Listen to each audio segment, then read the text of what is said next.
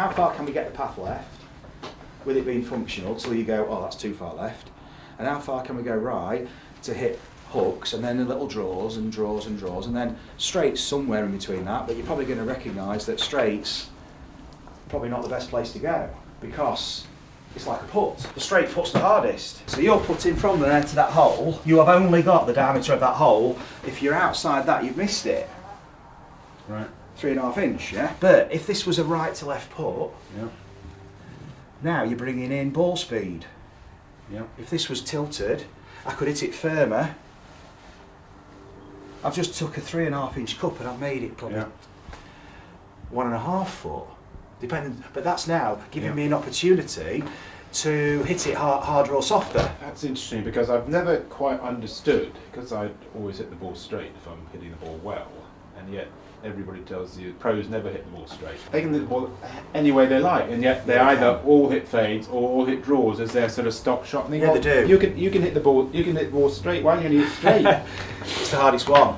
Yeah, There's less leeway, Yeah. and also weather conditions as well, because it's very rarely dead still, so there's always a bit of breeze, so they've got like 2-3 yard draws and fades. Oh yeah, absolutely. So they can just hold it up against the window and and straighten it up. The idea that it's harder to hit a straight shot than a fade or a draw. Yeah, I've never really understood, but you explain it in terms of a straight putt. I'm thinking what it's doing now is, see, straight putt, if your club face, if that's 2 degrees open, you're missing.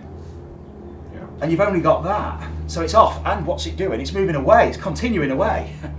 Whereas with a draw or a putt that's right to left, as long as you start it high enough, it's always moving back. So what do they say? Miss on the high side. Why? Because you're giving yourself the best chance of it going in. It's the same with a golf shot. It's like a big putt in the sky. If you start it high enough and draw it in, it's always moving back to the target. All we can ever do is stack the odds in our favour, whereas that's reducing the odds. Also, if you hit one that way on one shot, and the next shot you hit one that way, what do you change? I don't know what to change. Oh, good. I don't know the answer to that. Well, I do know what to change, but what do you change in your golf swing? What influences start line is club face. Well, how do you control your club face then? How do you get your club face back in this very tight parameter? Whereas here, all you've got to do is have a club face that's close to your path. That's all you've got to do. And you've got a draw. Now you can start to go into the driving range and play with that draw, and you'll very quickly attune yourself to that draw, the same way as you've attuned yourself to every other sport. Because what you've attuned yourself to in tennis is spin. Yeah. Okay, it's another ball sport. You're just tilting the spin axis. So what you're doing is it's like a rugby ball. You're just displacing the axis, and it spins around its axis. So you're just attuning yourself all the time. Here, you're hitting golf balls and attuning yourself to virtually nothing. You're just hoping you hit it straight, but don't even know how you hit it straight and what to do to hit it straight again. Whereas here, you're developing some feel of the face to path, because you're seeing curvature and you can start to react to the curvature. The last thing you want here is curvature. So you're only ever going to get a straight shot, and how many straight shots do we hit? So it's like, well, I'm doing something here that I might do 3 or 4 times in a round if I'm lucky.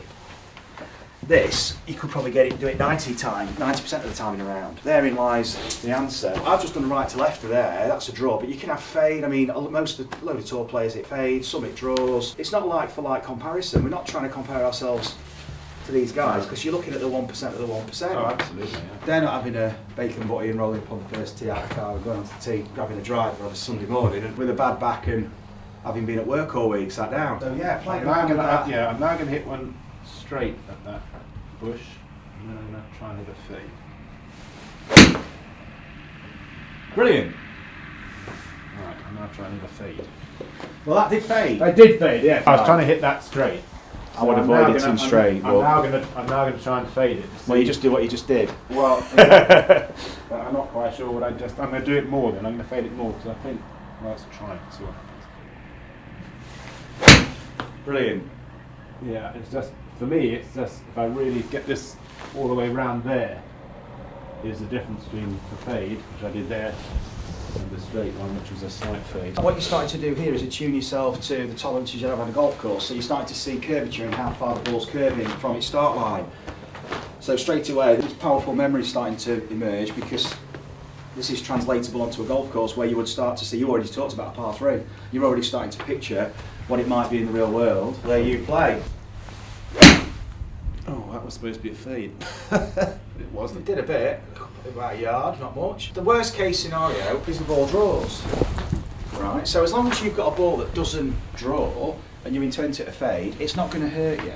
providing you're starting it in the right place. It doesn't matter if you're 10 yards left of target. In a round of golf, if that ball is not moving left and you're wanting to fade it, and even if it stays straight, that's okay. It's obviously not ideal, but as long as you get some fade, it's always moving back. And the worst case is you can have a longer putt.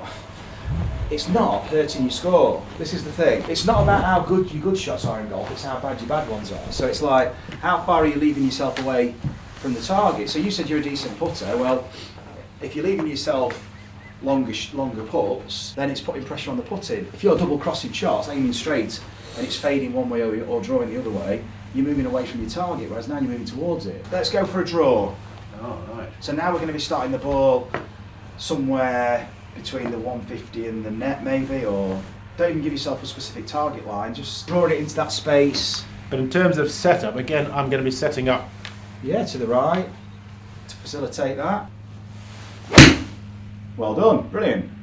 Awesome. So you're hitting it into that space. That's a professional miss to cut it like a putt. You finish that on the high side of the target. So a good golf shot for someone who's trying to draw the ball is one that finishes, unless it's really close, obviously proximity is king, but once you start crossing that line, it's going away from you.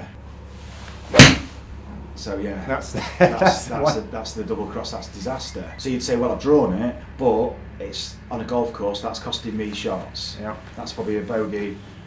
Yeah, probably best. Now you're thinking, well, my start line was too straight. That was club face. I think it's a bit like the fade. I just can't get through my head how far I've got to aim right.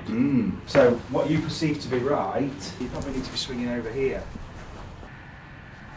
Perfect. That's perfect.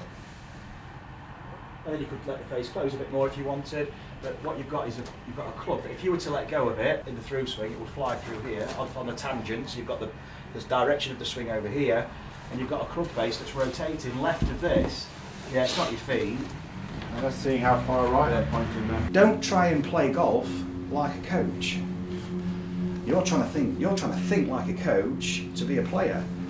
Okay, we've got to play golf as a player, but we've not got to be stupid here. What we've got to do is we've got to be reading the outcome, because that golf ball's just told you everything. That golf ball's just give you all the information you need to adapt for your next shot. And when I say all the information, is it face or is it path? And then what we're going to do is we're going to layer this up so you can then influence face and path a lot easier through how you move your body.